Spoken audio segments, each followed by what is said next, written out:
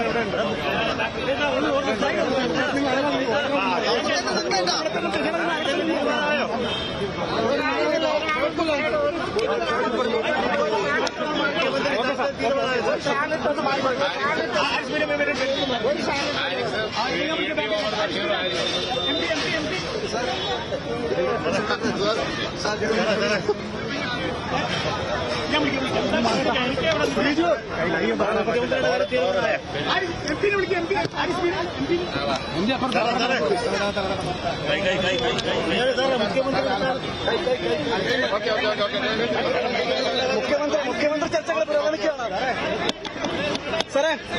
മുഖ്യമന്ത്രി ചർച്ച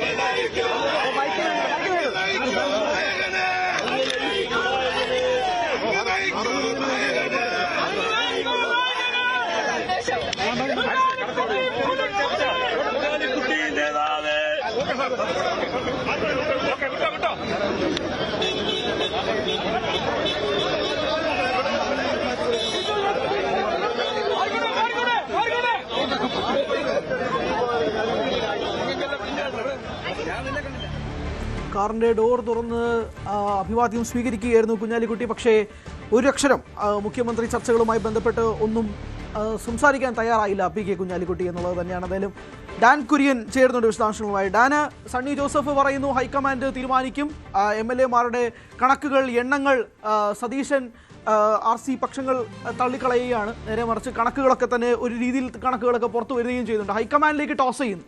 നിർണായകമായ ചർച്ചകൾ, ഒരു ട്വിസ്റ്റ് ആൻറ്റി ക്ലൈമാക്സ് ഒക്കെ പ്രതീക്ഷിക്കാം.